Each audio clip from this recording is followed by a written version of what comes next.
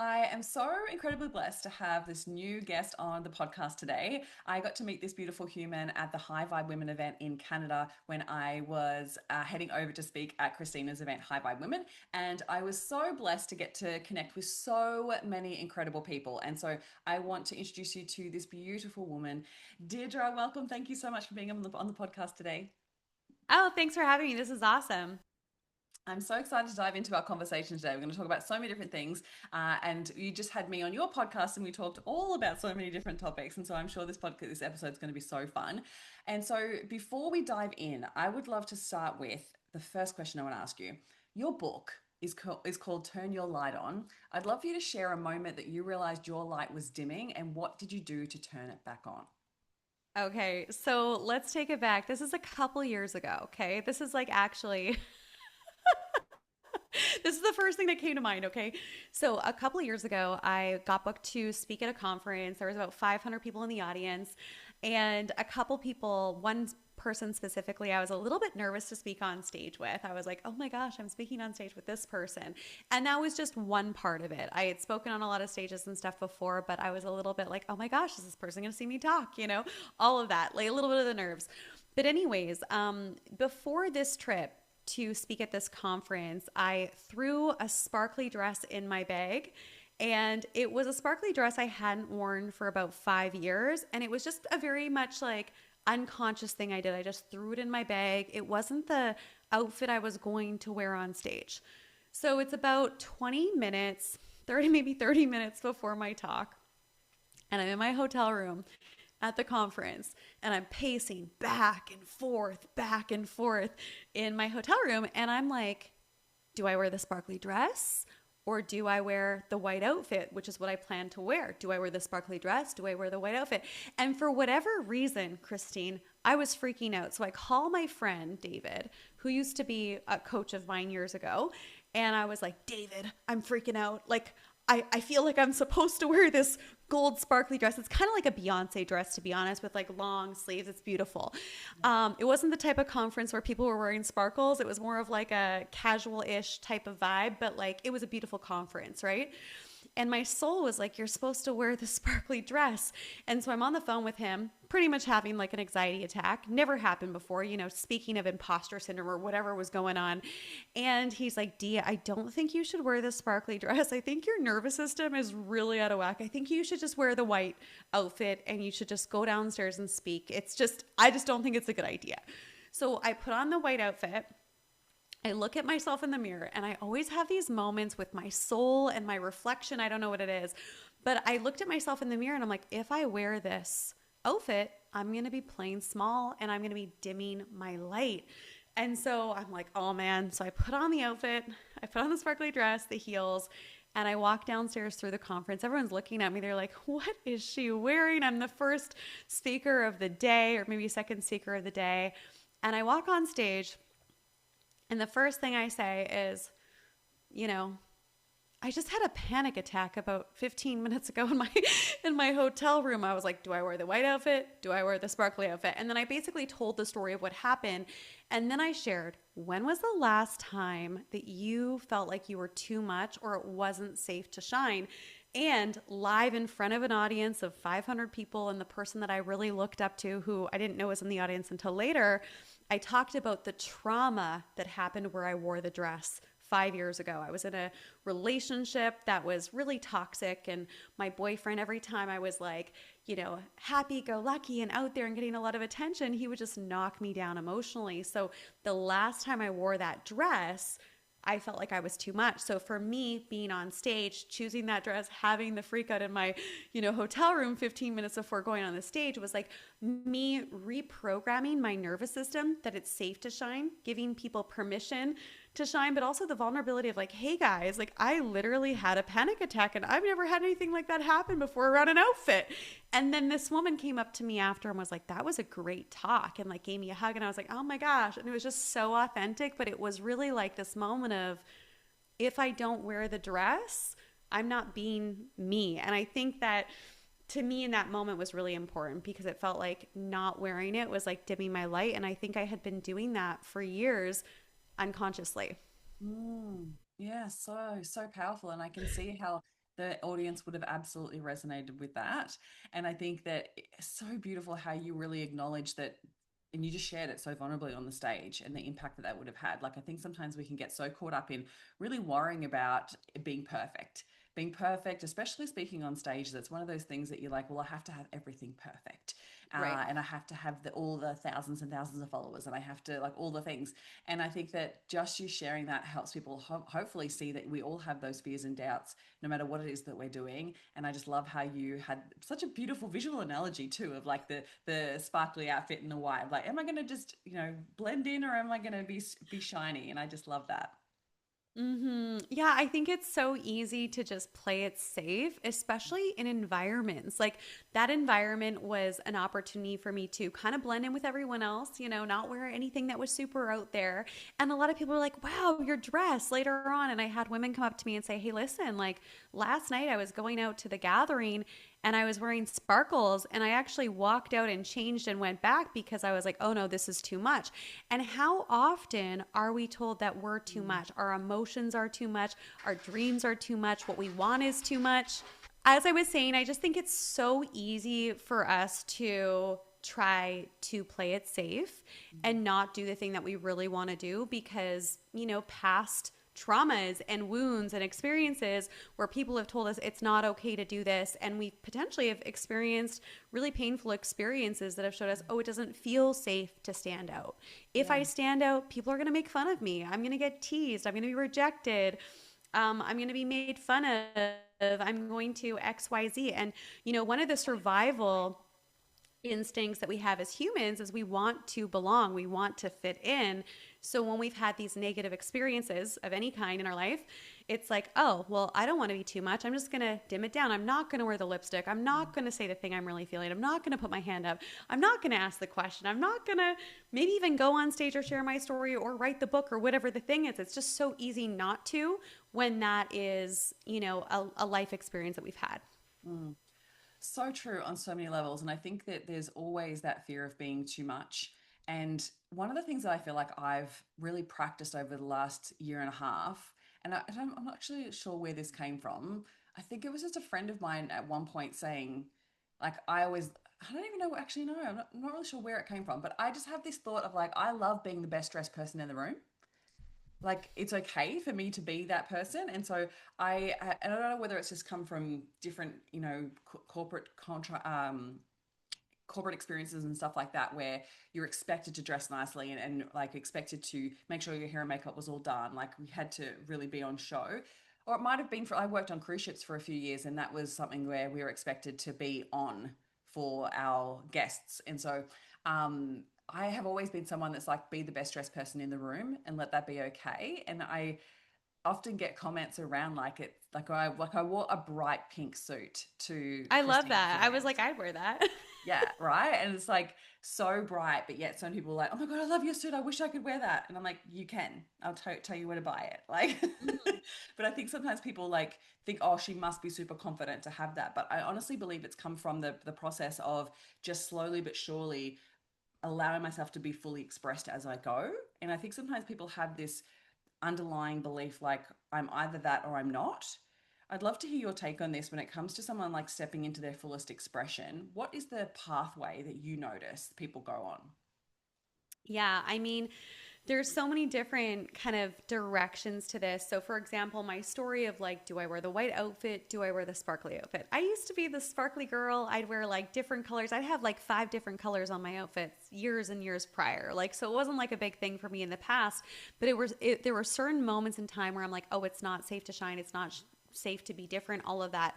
I think that the pathway of self expression for me, and I think it's different for everyone, has been first of all, really giving myself permission to feel what's going on for me. And I tend to be a responder.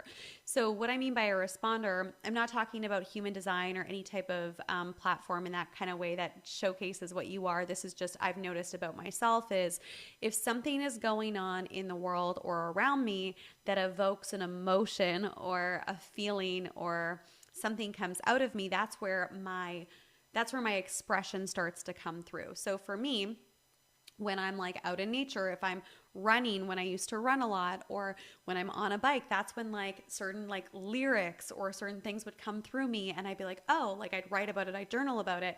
And then when I'm on stage, it's like being really present in my body, telling stories of the past, allowing myself to go there. That brings out my expression. I think that there's a lot of expressional ways of being in the feminine space that are like, oh, you have to dance, you have to shake your booty, you have to do all these things. And okay, sure, those are modalities to move energy. But as far as like authentic expression, I think it's about, first of all, giving yourself permission to truly clear out and move stuff that's blocking your system from actually feeling what's true for you. So a lot of women, and I'm sure men too, we have shut down our vessel to feel. And for so long in my life, mainly in the dating arena, relationship arena, I had a huge like armor around my heart where I was like, I'm fine, I'm independent, I don't need a man, I don't trust a man. Like I was like, didn't have emotion. I wasn't allowing myself to feel or go certain places in that arena of my life. But as I started to do some of the deeper healing work within myself, I was like, oh my gosh, like I actually have so much pain here. And I started to turn that into music and lyrics, and then allowing myself to be seen and put myself out there and tell those stories of vulnerability. So to me, it's a process. It's like, first of all, letting go of the armor, allowing ourselves to feel, see what art wants to come through. For me, it's been music, but also I speak on stages and I write. And it's about what is the authentic expression of me without me looking around and seeing how everyone else is expressing. Do you know what I mean?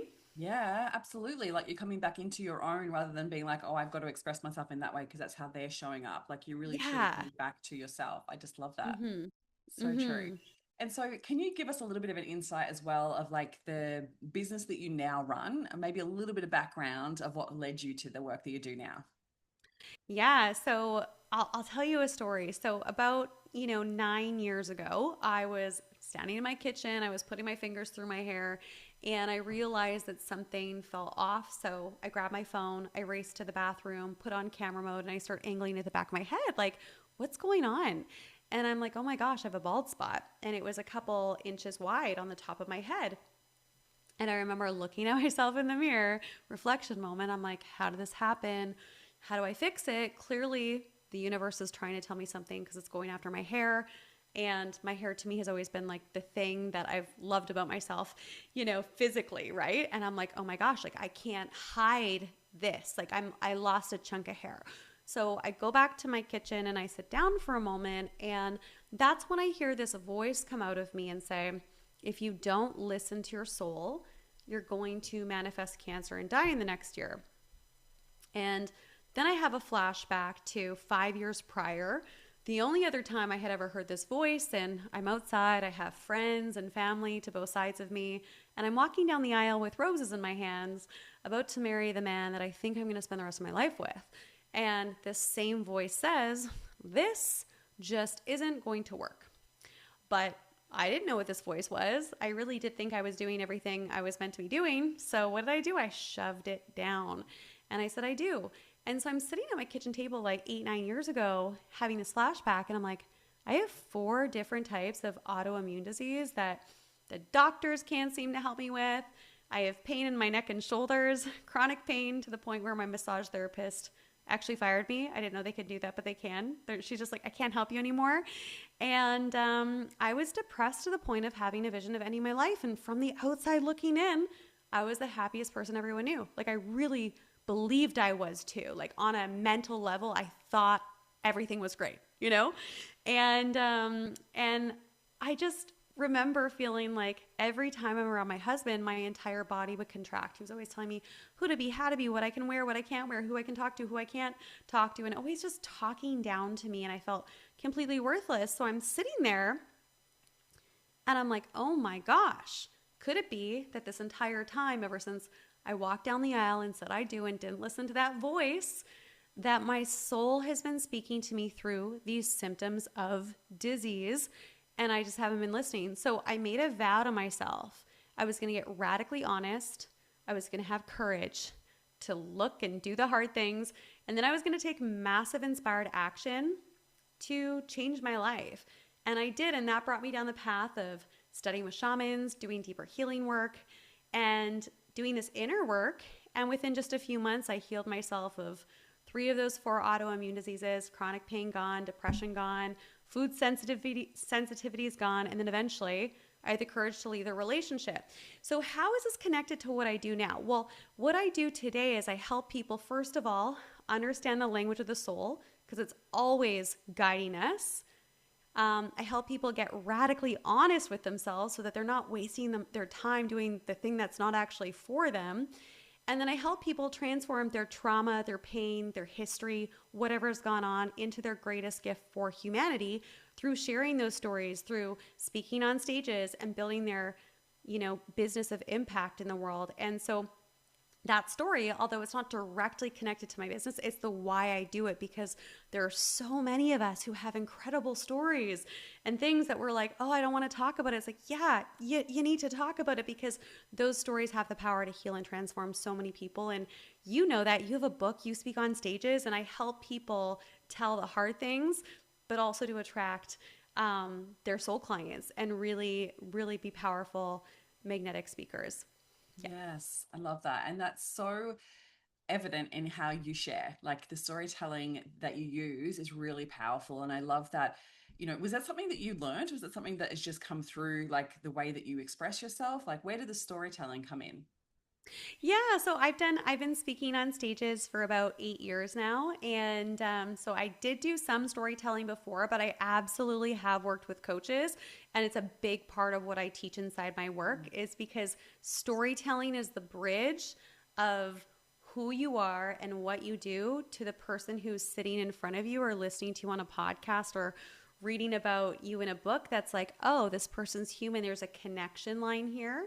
And we live in a world where everyone is a coach. Not everyone. A lot of people are coaches. A lot of people are selling things. But the story is something that's authentic, and it shows people your character. And the most vulnerable stories are the ones that don't make you look good. Like, I didn't originally, I was like, oh, I don't want to tell that story. I don't want to tell that story. I married the wrong person. I almost died. But it's human. It's my authentic story. And you know what? When people hear that story, they're like, oh, maybe they're in it right now. I believe that our body, and I know this because of the work that I do when I'm an intuitive, is our body gets sick when we're not listening to our soul. And it's so much dis-ease is preventable through actually listening to our soul. And it's every single time I'm like, oh no, that's not true, I always come back to that being the truth. It's well, if we're actually listening to the soul and we're in alignment, we can create a whole new world if everyone knows this, right? Yeah. And storytelling is so important for that too, with whatever we've overcome and moved through. So true. And I feel like whenever you see a speaker that really moves you, it is through that vulnerable story. It is through that deeper connection that we create through storytelling. So I'd love for you to share. Oh, I have so many questions around this. So where do I take it? What would you say to someone who thinks they don't have a story to tell? I mean, were you just born yesterday? So many people think that. They're like, oh, I don't really have anything that's going to be powerful, because I think sometimes we compare ourselves to people who have either really traumatic stories or really life altering stories. And they think that that's the story that they need to have in order for it to be magnetic on stage.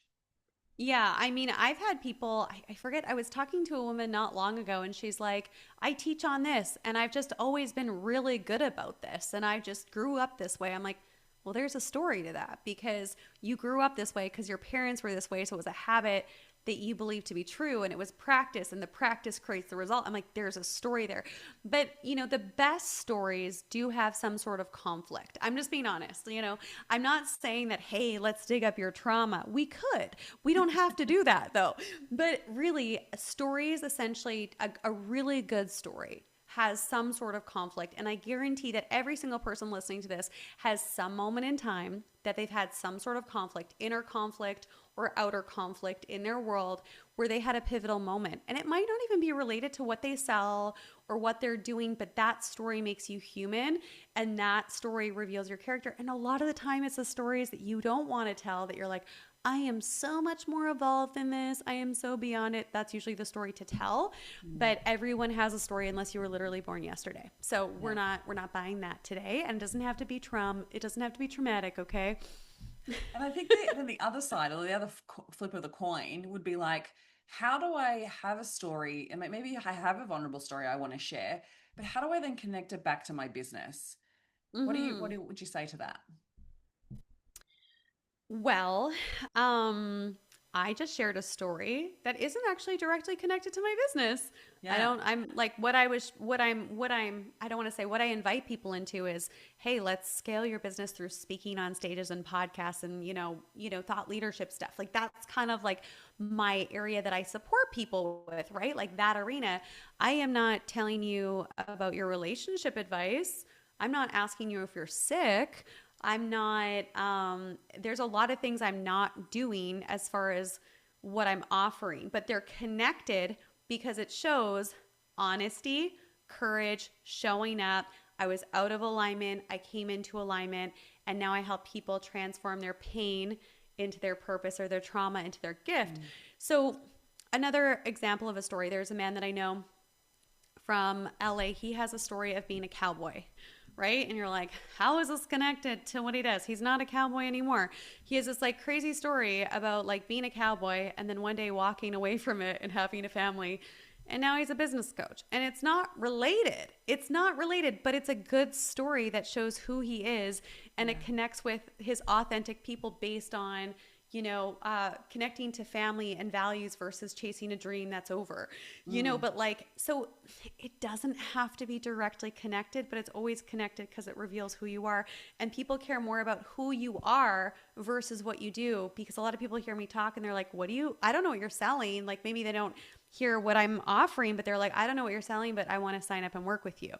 Because there's a level of trust. And it's like, well, this is how I work. Are you interested in one of these? Oh, okay, great. So it's like more about people want to know who you are and what you stand for versus what you do. Of course, you can be like, I'm a this type of coach, and someone might just need that in the moment. But a lot of people actually want to feel something and have that true connection and trust first. Oh, so true. So true. And I'm like, as you're speaking, I'm like agreeing and nodding my head. If you're not listening to the podcast, you can absolutely hear my head nods. But I think one of the things like I've found challenging, because I'm going to like opportunity to chat to you about like where I'm going with my speaking career, is that's actually exactly where I'm at right now. I'm like, how do I weave in personal stories that make sense, that are relevant, that still then add value? Because one of the things that I'm really good at is educating. And so I'm able to simplify complex terms. I'm able to make something feel more human or have people connect to a framework and things like that. Like I find value in sharing something practical that people can put into practice, right? But when it comes to like finding like the personal stories to weave in, I think it's something that I've always, but I think probably just from my education and my background, and I've always presented rather than story told. And so what would you say would be like the next evolution for that? Yeah. So I used to be an intuitive speaker. And when I say intuitive speaker, I used to go with the flow and like I'd be a very popular speaker before I really mastered these skills. And I would have people crying or saying what I was teaching was so empowering, because I used to talk a lot about trauma just because I did my TEDx on trauma. It was something I was super interested in like sharing and educating on. But I wasn't necessarily turning all of those speaking opportunities into profits.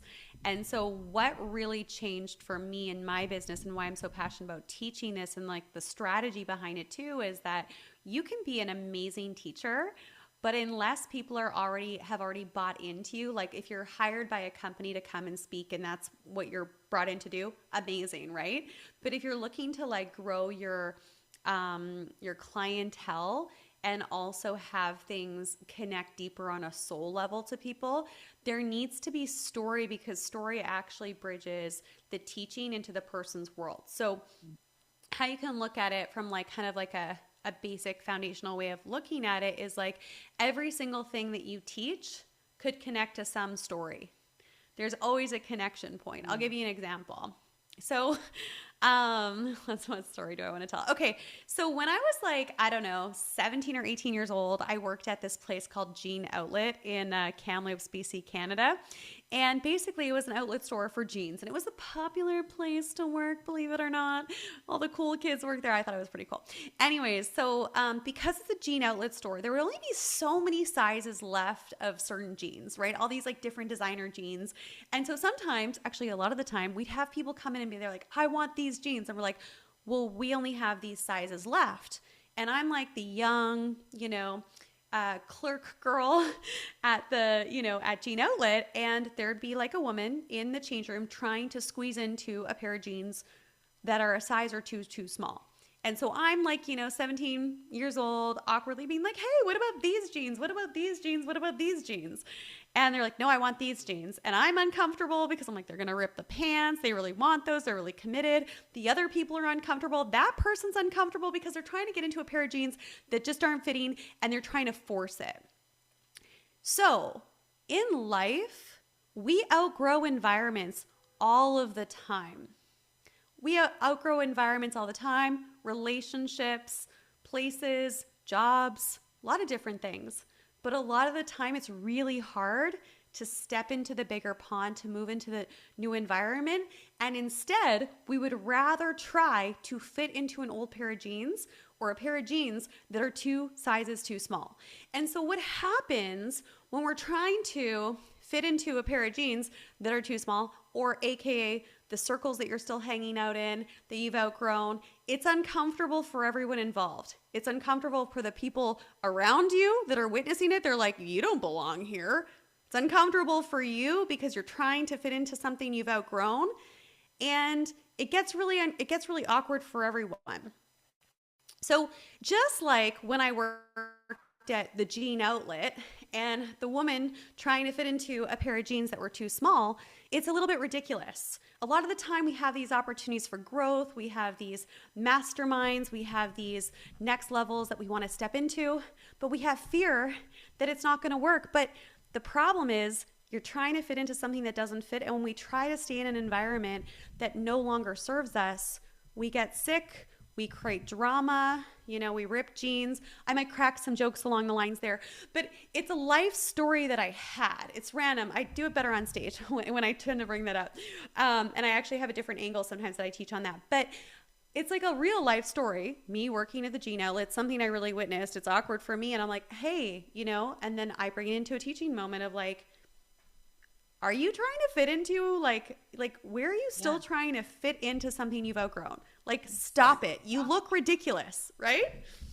So good. Oh my gosh, you're so talented at this. I just love it so much. Like I can absolutely see the thread moving through it, which is so cool. And I think that what I'm taking away from this is like, okay, if you do want to teach something, great, teach it. But like, what's the story that you can tell to set it up so then people are invested in the story? And I think that the beauty of that is that it's so memorable.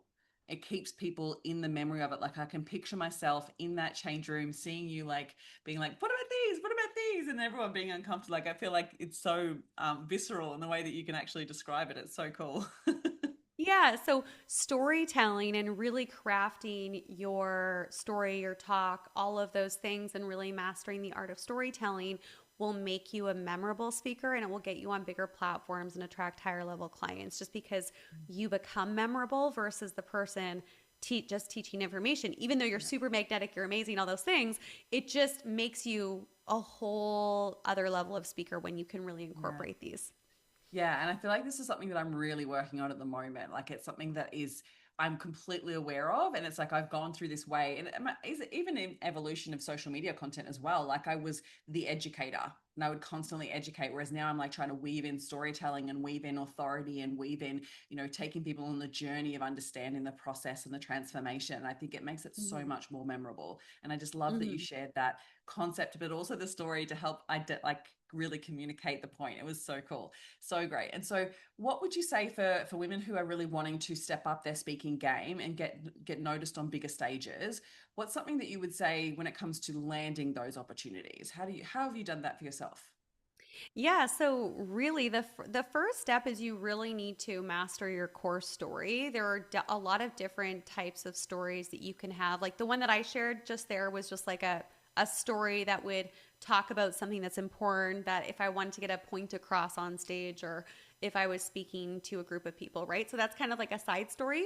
Mm-hmm. So we have our big entry story, our main story that people get to know us for.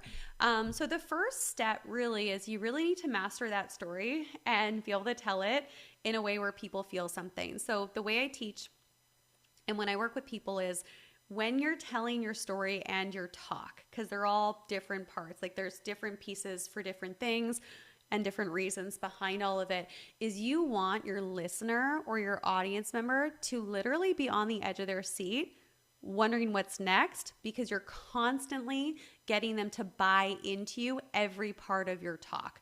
So there's a science to it, it's definitely an emotional journey that people are on. So we need to build authority, we need to build connection, we need to build trust, and then also inspiration. So the first step of getting on stages, I would say, I spoke on stages for years before I really mastered this and started teaching it.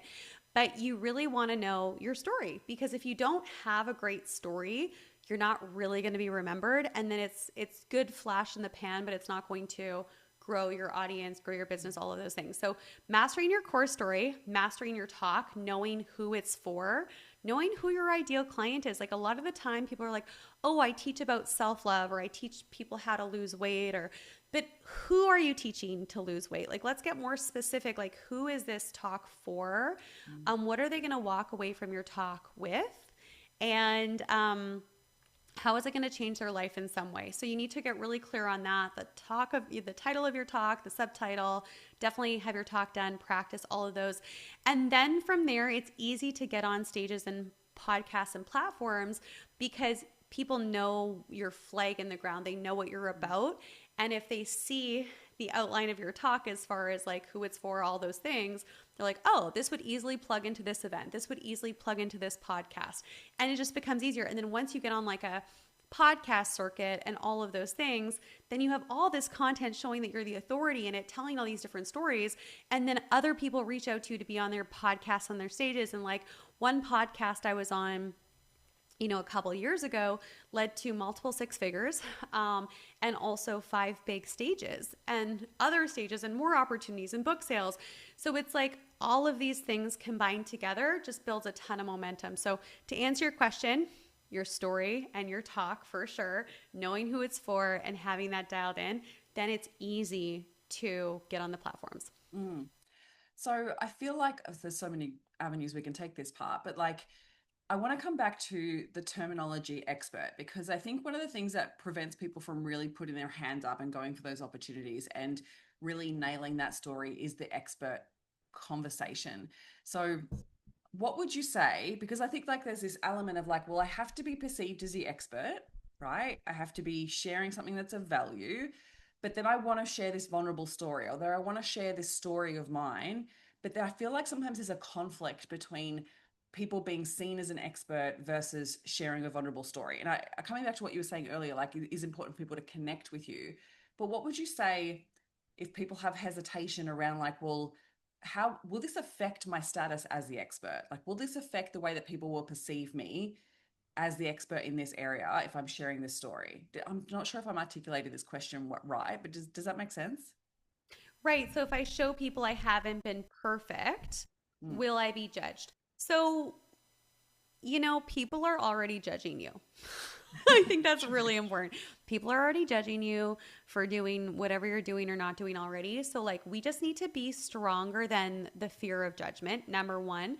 Number two, there is a difference between trauma dumping on someone and being super vulnerable and not knowing how to deliver a talk or a story than being a professional. So one of the things that I do inside my containers, whether I'm working one-to-one with my clients who are prepping for, their talk and all of that, or in my Speak, Impact, Scale program, is we actually do I help people with their stories and I actually help them script it. And I'm not a scripter. Like I'm not someone who follows things line by line. That's just not my style. I used to work in radio and TV and I was an ad-libber, which means I'd just be on location talking about whatever's going on. This is like a long time ago. So I don't like scripts. Like you're just talking about structure. Yeah. But what I do is I find the stories, I help pull them out of people and I look at, well, what are you about? Like, like, who are we talking to? And then I pull out the main ones. My intuition is my superpower. So sometimes I'll see what people's stories are before they tell me. I'm like, this is the story. No, you were screaming into a pillow on the ground. What story is that? How do you know that? I don't know. I just had a vision. Like, what is that? It's like, this is the story. So for me, I pull out the stories out of the people, and then we write them in a way that is clean, that is aligned, and tells a story in a way that shows vulnerability, but also brings people on the journey of moving into the lesson or the growth of it. A lot of speakers will just trauma dump on people, or they haven't healed something. In my process of working with people, people heal a lot of the things that they're talking about, because there is a healing when you start talking about the stories maybe you haven't shared before. And that's how you become the leader you're meant to be, through the embodiment work. So, don't trauma dump, get support if you're looking for it. And if you have a challenging story to share, I do recommend hiring someone to support you with it. Like, I did a TEDx years ago on trauma, and I shared a very, very vulnerable story of trauma on stage. And, I work with someone who helped me with the talk? Sure. But I didn't know I was going to have a big vulnerability hangover, because no one told me that. So when I work with people, I want to take care of them physically, mentally, emotionally, energetically, spiritually, with what they're stepping into, so that they can rock their talk, make an impact, but not have a vulnerability hangover, or, have a big contraction. It's like, how do we put this together where you're feeling something, you are being vulnerable, but also you look professional and you're the expert? Because there is a balance to it. Yeah. Yeah, and thank you, because that's exactly where I was wanting you to go with that. And I think that sometimes people can get really stuck on so much of their story, but I think what you just highlighted there is like, keep the audience in mind of who it's really for, because not all parts of the story are relevant. And so like, we can have so many different points in our story, but like, you may just choose some parts of it to share that actually are relevant to the journey, rather than actually just be trauma dumping and just absolutely everything, because it's like, well, this is my whole story. Does that make sense? Right. Yeah. Right. And also, like, I'm thinking of a client of mine right now, and I can share this because this person is out there talking about their story, all of that. But a lot of the time when people come to me and they're like, I want to get on all these platforms, all this stuff, their story is like 15 minutes long. And I remember this one client of mine, they have 15 years of data, and they wanted to tell me all the things. And I'm like, okay. So I wrote a bunch of notes down. I'm like, okay, this part, this part, this part, this part.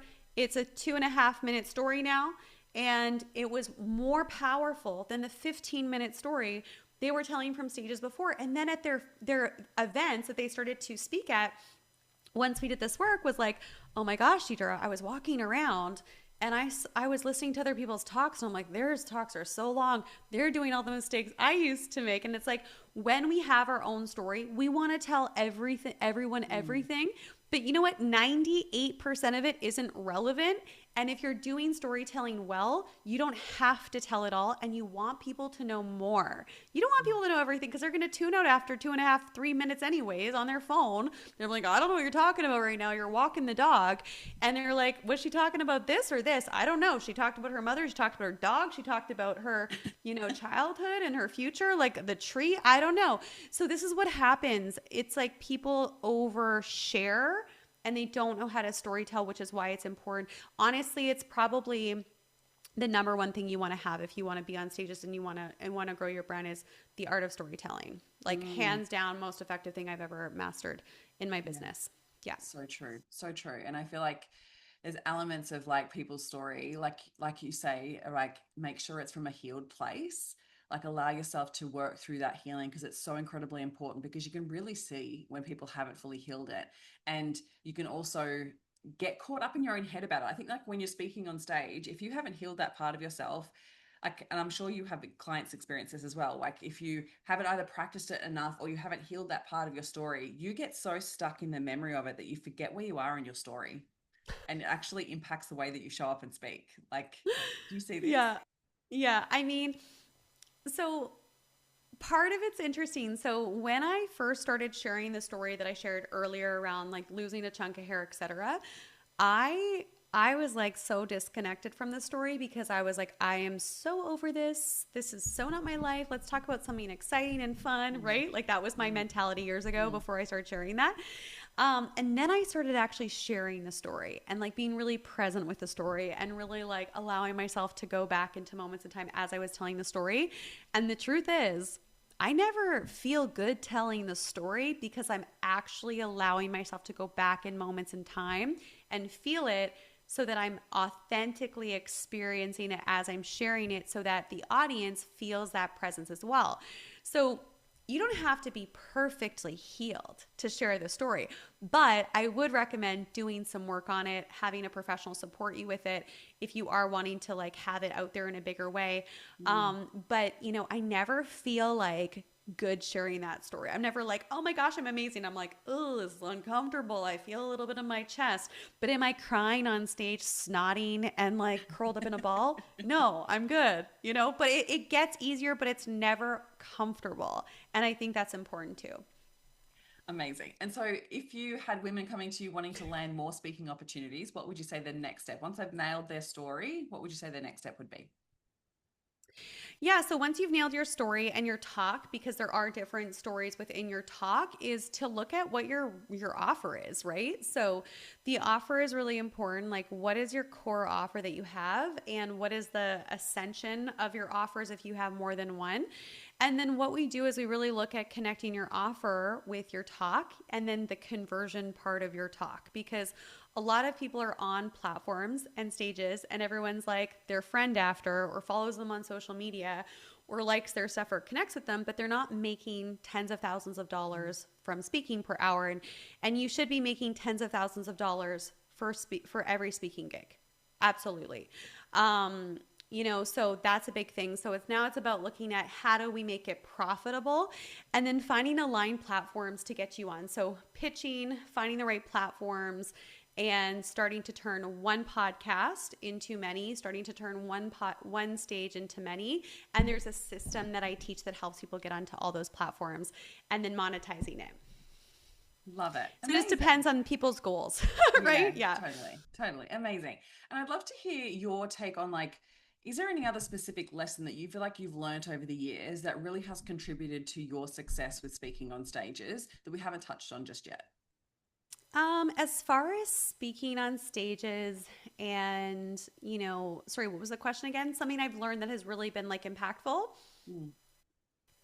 Um, I would say, and I also host events. So I think this is important for like, you probably can really resonate with this too, but I run in-person events, online events, and then I speak at events. And I think the most important thing to know as a speaker is, you might be an amazing speaker, but you're kind of replaceable. Like if you're a high maintenance speaker, people might not have you back. If you don't really offer a lot of value to the audience or you have a bit of like star energy, and I don't mean that in a negative way. I mean, what I mean by star energy is more like I'm special energy and you need to cater to me, you won't get booked again. So for example, I've built some really great relationships with people and I always pour into the people that pour into me and offer me opportunities.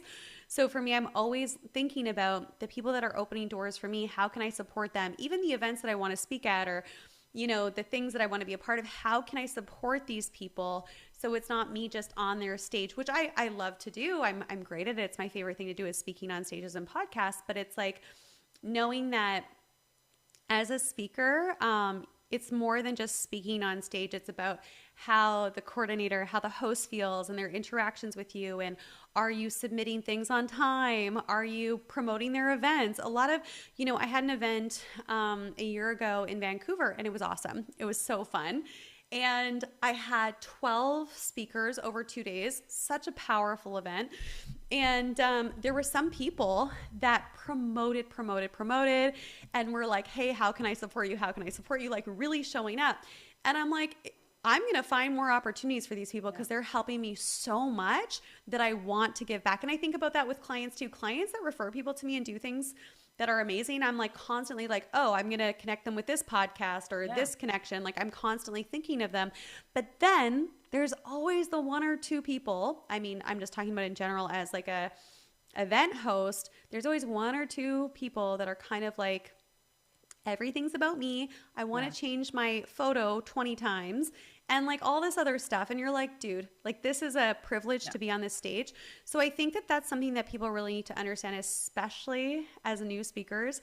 If you're getting into the game, learn how to be a great speaker, not just on stage, but before you get on stage. Because if you do a lot of things before you get on stage that don't feel good, that's going to impact your reputation. You're not going to have more doors open up. So valuing those relationships and always asking yourself, how can I add more value to the person who's hosting this podcast or this event? Because I think that's really where it all is it's in the relationships. I 1000% agree with you. And I think that sometimes people think, oh, it's just the value that I'm delivering on stage, that 15, 20 minutes, that hour, whatever it is that I'm doing, that's all that I'm there for. And they're really in it for themselves. That never, Yeah. ever gets booked again.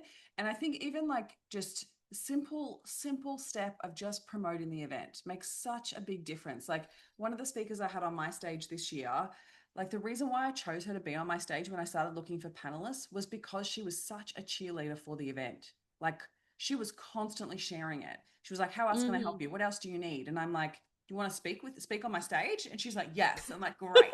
Like, She's and like, this is exactly what I want. Thank you. yeah, yeah. But it was never from a place of like, I'm doing this to get. It was always like she was just championing the event. And then I had someone else pitch to actually speak at my event. And I said to her, what will you do to support the event? And I'm like, would you post about it? And she was like, no, I don't think it'll work on my feed.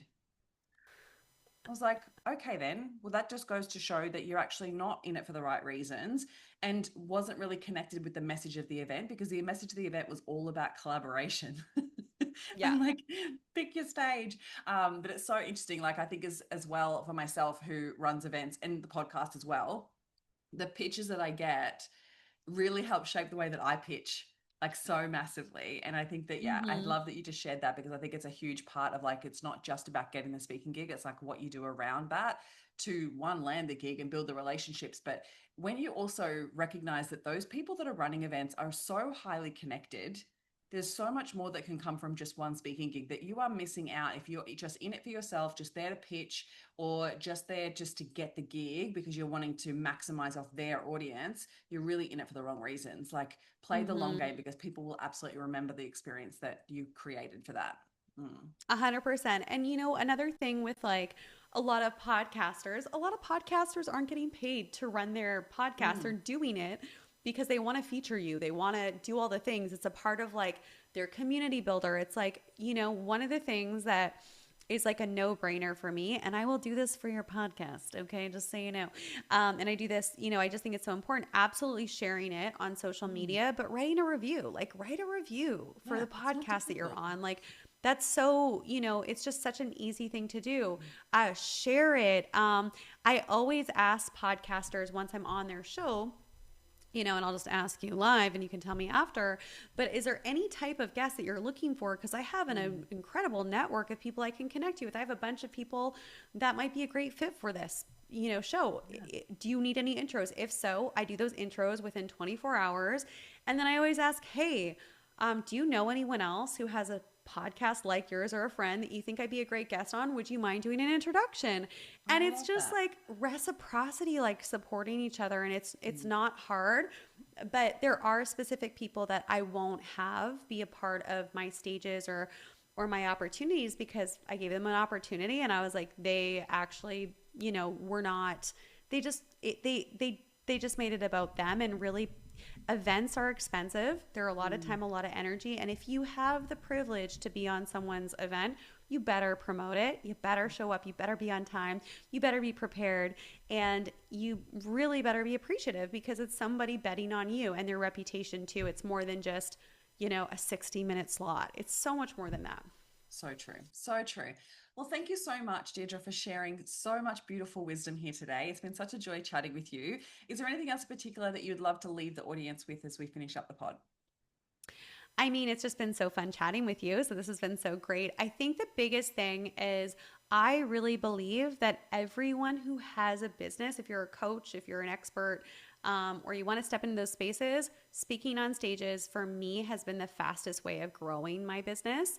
But definitely, if you are looking for support in this arena, feel free to reach out. I'm more than happy to have a chat with you. I'd love to chat with your community and just, your story is in you to share. And if you've healed or overcome anything, there's a story there and it will bridge a gap and connect with your audience. So don't be afraid of leaning into that. And visibility is your responsibility. So getting visible and putting yourself out there, it can be scary, but it's absolutely worth it. Love that. Amazing. Thank you so much. I'll make sure I share all the links so people can connect with you in the show notes, and we will share out the podcast episode so everyone can see it. And yeah, thank you so much for being a part of the pod today. Yeah, thanks for having me.